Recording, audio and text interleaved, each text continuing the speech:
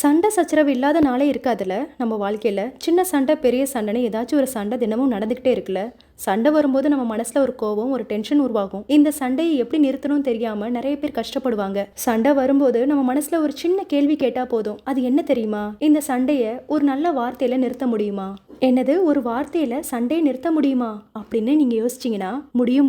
ஒரு சின்ன நல்ல வார்த்தை ஒரு பெரிய சண்டையை நிறுத்த முடியும். எப்படி ஒரு நல்ல வார்த்தை சண்டையை நிறுத்தும்? பொதுவா சண்டை வரும்போது நம்ம மனசுல ஒரு கோவம், ஒரு டென்ஷன் உருவாகும். அந்த கோவத்துல நம்ம பேசுற ஒவ்வொரு வார்த்தையும் அந்த சண்டையை இன்னும் பெருசாக்கும். ஆனா அந்த நேரத்துல ஒரு நல்ல வார்த்தை பேசும்போது அந்த சண்டையோட வேகம் குறையும். உதாரணத்துக்கு, உங்க ஃப்ரெண்டு கிட்ட நீங்க சண்டை போடும்போது அதே நேரத்துல அவங்கள பார்த்து நீங்க நீ ரொம்ப நல்லவன்டா அப்படின்னு சொன்னா போதும், அவங்களுடைய கோவம் குறைஞ்சிரும். உங்க மனசுல ஒரு நிம்மதி கிடைக்கும். அதே மாதிரி நீங்க ஒரு நல்ல வார்த்தை பேசும்போது உங்க ஃப்ரெண்டு மனசுலயும் ஒரு நிம்மதி கிடைக்கும். இது ஃப்ரெண்ட்ஸ் மட்டும் கிடையாது.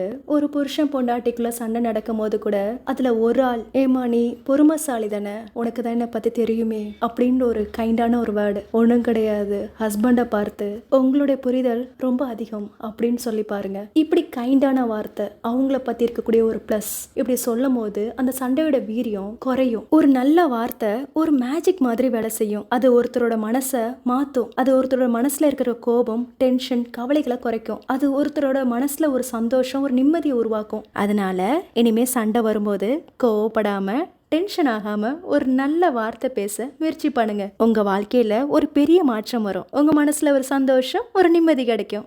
போய்